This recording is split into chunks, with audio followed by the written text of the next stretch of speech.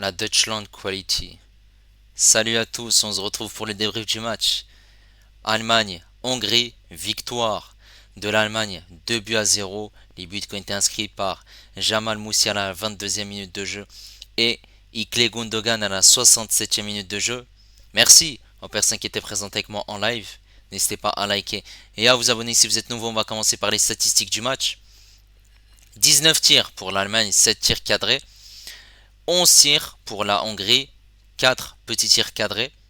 30% de possession pour la Hongrie, une possession à 70% pour l'Allemagne, 718 passes pour l'Allemagne, 308 pour la Hongrie, 93% de précision de passe pour l'Allemagne, 80 seulement pour la Hongrie. Il y a eu 12 fautes pour l'Allemagne, 10 pour la Hongrie, 2 cartons jaunes pour les deux équipes, un hors-jeu hongrois, 11 corners allemands et 7 pour la Hongrie. Et là on est parti en image pour les deux buts du match. Alors Nagelsmann a aligné la même équipe contre l'Écosse. Neuer, Kimmich, Rudiger, Ta, Middlestat, Kroos et Andrich, double pivot. Gundogan en 10, Wirtz à gauche, Musiala à droite et Havertz en buteur. Pour la Hongrie, c'est un 3-4-2-1 avec Gulacsi, Fiola, Orban, Dardai. Au milieu de terrain, on avait Schaefer, Nagy. Les pistons, on avait Bola et Kerkez. Un cran plus haut, on avait Soboslai et Salai. Et en buteur, on avait Varga. Alors, à la 21e minute de jeu, on aura Musiala qui va donner un bon ballon à Gundogan. Le contrôle ne va pas être bon. Le ballon va le fuir. Il va presser le défenseur Orban. Et il va faire mettre un coup d'épaule. Je pensais que moi qu'il y avait une faute. Les joueurs hongrois qui s'arrêtent. Et il n'y avait pas spécialement faute en fait, puisque voilà, c'est épaule contre épaule et même Orban se laisse légèrement tomber. Voilà. Ensuite, Gundogan, il continue son action, il presse pour récupérer ce ballon. C'est ce qu'il va faire.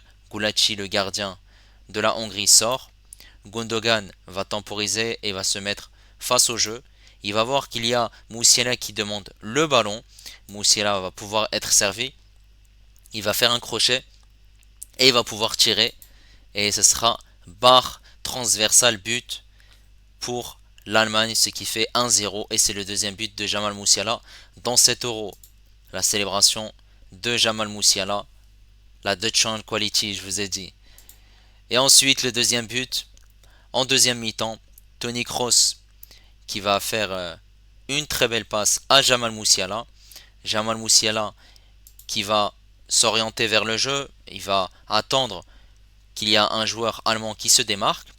Il va voir que Middlestat fait un bon appel sur le côté gauche, il va pouvoir le servir et Middlestat va directement enchaîner par un centre. Gundogan sans contrôle va marquer ce deuxième but pour l'Allemagne qui se met à l'abri dans le match puisqu'ils auraient pu encaisser ce but égalisateur de la Hongrie et la célébration d'Ilkay Gundogan, l'Allemagne qui gagne 2 buts à 0 et qui est désormais qualifié pour les huitièmes de finale. Le score ne reflète pas du tout la physionomie de ce match puisque en première mi-temps les Allemands ont eu du mal. Dès l'entame du match, il y a eu cette passe dans cette surface de réparation et il y a eu une mauvaise entente. Heureusement que Neuer fait un tacle pour dégager puisque il y avait un réel danger dès le début du match. Ensuite, les Allemands ont continué. Il y a eu des occasions créées par les Allemands. Il y a eu des frappes, des frappes ratées, des contrôles ratés. La Hongrie a poussé. Il y a eu un coup franc tiré par Soboslai. Heureusement qu'il y a l'arrêt de Manuel Neuer. Ensuite, il y a eu un autre coup franc qui était excentré côté gauche. Ce centre est une déviation de la tête d'un joueur hongrois. Il y a cet arrêt de Manuel Neuer. Ensuite, Salah qui tire dans le but vide, mais il est signalé en position de hors-jeu. Voilà, les Hongrois ont poussé. Il y a eu des tirs aussi contrés par des défenseurs allemands. Voilà, la première mi-temps était très compliquée malgré tout pour les Allemands. Et la deuxième mi-temps, les Allemands ont essayé de pousser, d'essayer de trouver des solutions. Malheureusement, ils ont eu du mal. Et ensuite, à la 67e minute de jeu, Gundogan a pu marquer ce deuxième but qui a pu les mettre à l'abri, décidément, puisque la Hongrie aurait pu égaliser. Et ensuite, voilà, il y a eu des changements pour les Allemands. La Hongrie a essayé malgré tout de pousser pour essayer de réduire l'écart, mais c'était assez compliqué. Et il y a eu des occasions pour les Allemands. Ensuite, il y a eu une grosse occasion en fin de match qui a été sauvée sur la ligne par Joshua Kimmich. Maintenant, on va revenir sur la prestation des joueurs allemands. Mais avant, le joueur hongrois qui a été en forme durant ce match, Szoboszlai. Szoboszlai, le capitaine, qui a fait beaucoup de différences et qui a mis en danger cette équipe de l'Allemagne. Et la Hongrie qui était en grande difficulté contre la Suisse. Ils ont perdu 3 buts à 1.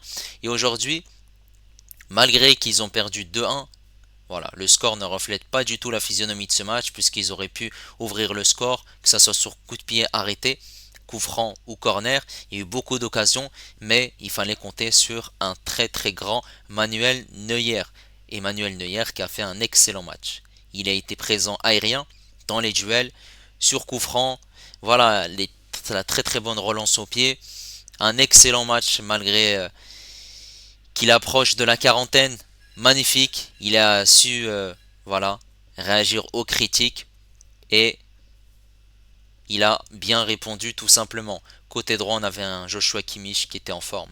Joshua Kimmich qui a été très très bon et qui a voilà, il y a eu des moments de fébrilité sur certaines occasions des Hongrois, mais sinon par rapport à son match, il a fait un top match. Dans l'engagement, dans l'agressivité, il a été performant. Il a su gêner ses Hongrois. Voilà, il a fait des fautes intelligentes. Très très très bon match de la part de Kimmich. Cette défense centrale, Ta et Rudiger a été costaud. Voilà.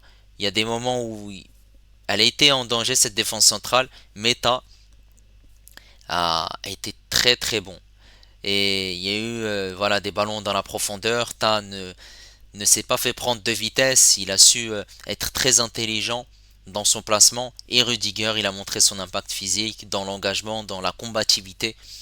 Voilà, comme on le connaît très très bien. Middelstadt, il a fait un match intéressant sur ce côté gauche, passeur décisif sur le but de Gundogan, il s'est montré très offensif. Voilà, il montait beaucoup, il faisait les appels, il essayait de combiner un cran haut sur le terrain. Voilà, match très intéressant de la part de Middelstadt. Et au milieu de terrain, on avait Hendrich qui a fait un match meilleur que contre l'Écosse. Il a été très utile avec le ballon, très utile sans le ballon, à la percussion, avec aussi son positionnement était intéressant pour couper les trajectoires des Hongrois, malgré qu'il y avait cette faible possession à 30%. Voilà un match intéressant de la part de Hendrich qui s'est montré utile dans ce milieu de terrain, accompagné d'un cross qui a été, une nouvelle fois, excellent. Et Tony Kroos ce soir, il a réussi toutes ses passes. Contre l'Écosse, c'était 99% de passes réussies. Aujourd'hui, Tony Kroos a réussi 124 passes sur 124 tentées pour l'Allemagne. Et c'est le deuxième plus haut total pour un milieu sur un match de l'Euro depuis qu'Opta collecte ces données, c'est-à-dire 1980 derrière Xavi. 127 pour l'Espagne, c'était contre l'Irlande en 2012. La fiabilité, elle était au rendez-vous pour Kroos. La justesse technique, elle était parfaite. Il a été très très bon. Et même lorsqu'il n'avait pas le ballon, c'est lui qui dirigeait les troupes. Tu fais la passe à lui, tu fais la passe à lui, tu fais la passe à lui. C'est lui le métronome. Il est là comme un commandant. Je dirige. Voilà. C'est le patron de ce milieu de terrain, il n'y a rien à dire. Et en plus de ça, sur le deuxième but, c'est lui qui donne cette très belle passe pour Moussiala qui peut servir Middelstadt. Et Middelstadt se centre à terre. Et à la conclusion, on a Ikle, Gundogan et Gundogan qui a fait un très très bon match également. Passeur décisif sur le but où voilà, il y a débat, on peut se poser la question s'il y a faute ou pas, mais je trouve qu'il n'y a pas faute puisque Orban il amplifie sa chute. Voilà, passeur décisif sur Moussiala, il a eu raison de continuer son action. Ensuite, ce but qu'il a pu inscrire et il est rentré dans cette surface de réparation, voilà, il jouait dans un rôle très intéressant, comme contre l'Écosse, en numéro 10. Et le fait qu'il se projette, le fait qu'il voilà, il est habile devant le but, et ben c'est très très bien, puisqu'il a été excellent ce soir, même aussi offensivement, il donnait des très très bons ballons à Moussiala, à Wirtz, même à Havertz devant. Voilà, match intéressant et il a été élu homme du match. Côté gauche, on avait Wirtz et Wirtz, j'ai trouvé qu'il était en dessous du match contre l'Écosse où il a été buteur et aujourd'hui, il a raté pas mal de choses, que ce soit au niveau des dribbles, que ce soit au niveau des occasions, au niveau de ses contrôles, ses passes. Il y a eu du déchet dans son jeu. Voilà, il s'est montré un peu plus par moment, il s'est compliqué la tâche. Sur le premier but, il donne cette passe à Moussiala, Moussiala pour Gundogan. Ensuite, voilà, euh, il y a eu le but par la suite. Mais sinon, dans son match, c'était un peu compliqué et il est sorti très tôt, vers la 57e, 58e minute de jeu. Voilà, c'est un match sans pour lui. Et à droite, on avait Moussiala. Moussiala, c'est l'avenir de cette Mannschaft. Il a fait un match incroyable. 21 ans, deuxième but pour Moussiala. Dans cet euro, buteur contre l'Écosse, buteur une nouvelle fois aujourd'hui contre la Hongrie. Toujours dans le bon timing, toujours dans le bon placement. Dans cette surface de réparation, il peut marquer. En plus, il envoie une mine, voilà, qui est sans scrupule pour que Gulacsi fasse quelque chose. Il peut rien faire du tout. Barre transversale but. Et sur le deuxième but, il est à l'avant-dernière passe. Et il a été intéressant. Il y a eu aussi des frappes en dehors de la surface de réparation où il a tiré au-dessus. Et il y a eu des occasions. Malheureusement, il y a eu des occasions un peu ratées. Mais il a fait un match malgré tout top. Magnifique. Et en buteur, on avait Havertz. Et Havertz, il était en manque de réussite aujourd'hui. Et il a raté beaucoup, beaucoup de choses. Comme Wirtz, il est sorti à la 57e minute, remplacé par Füllkrug. Voilà, il n'a pas été juste. Il y a eu des moments où il n'était pas placé dans cette surface de réparation lorsqu'il y avait des centres, des très bons ballons donnés par les latéraux allemands. Voilà, il y a eu des déplacements qui n'étaient pas bons. Certes, il a fait le pressing sur les joueurs hongrois, mais malheureusement, il n'a pas été efficace contre la Hongrie. Sané qui est rentré et je trouve que son entrée a été une nouvelle fois dégueulasse comme contre l'Écosse. Il est rentré, il a tout raté.